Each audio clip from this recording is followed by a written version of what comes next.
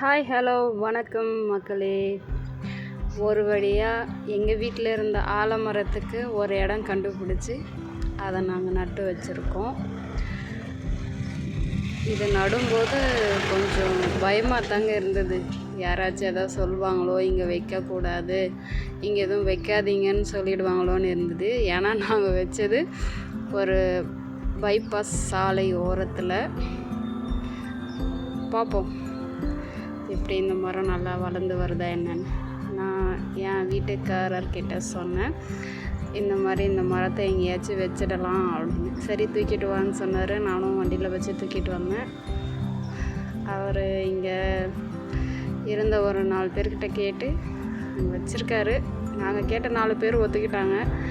So வேறு யாராச்சும் எதாவது சொல்லுவாங்களோங்கிற பயம் எனக்கு இன்னும் இருக்குது. பார்ப்போம். இந்த மரம் நல்லபடியாக வளர்ந்து பல பேருக்கு நிழல் கொடுத்தா எனக்கு ரொம்ப சந்தோஷமாக. நாம் பொதுவாக ஒரு செடி வைக்கிறது கூட இப்போது கஷ்டமாக தான் இருக்குது. பார்ப்போம்.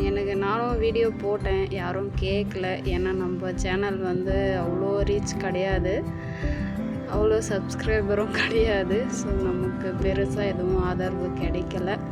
ஸோ அதனால் நாங்களாக முடிவு பண்ணி ஒரு இடம் பார்த்து வச்சுருக்கோம்.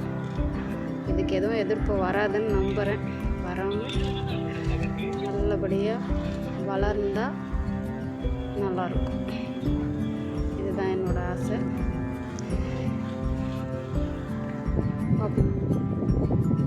அழகாக அந்த செடிக்கு ஒரு சின்ன பள்ளம் தோண்டி அடியில் இருந்த அந்த இதுவை பிச்சுட்டு அப்படியே தொட்டியோடவே வச்சாச்சு. ஏன்னா அது கொஞ்சம் வேர் பிடிக்கிற வரைக்கும் அப்படியே இருந்தால் நல்லாயிருக்கும்.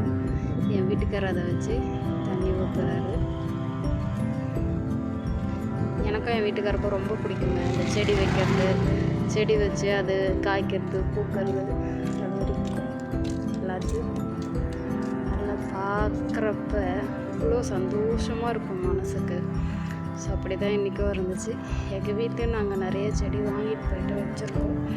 ஸோ 2 பேருக்குமே இந்த விவசாயம், செடி வளர்க்குறது, அது காய்க்கிறது எல்லாமே பார்க்குறது ரொம்ப ஆர்வம். இருந்தாலும் என் வீட்டுக்காரர்கிட்ட இதுக்கு முன்னாடி நான் சொல்லும்போது அதை பிடிங்கி தூரம் போட்டுருன்னு சொன்னார்.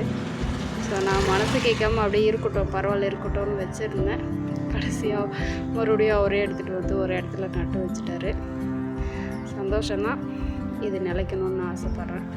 ஸோ நீங்கள் எல்லோரும் இது நிலைக்கணும்னு நினைக்கிறேன்னா கமெண்டில் சொல்லுங்கள். எனக்கு இன்றைக்கி ரொம்ப மகிழ்ச்சியாக இருக்குது. ஸோ இந்த ஆலமரத்தை வீணாக எடுத்து போட்டுருவோமோ அப்படிங்கிற பயம் எனக்குள்ளே வந்துருச்சு. நன்றி, வணக்கம்.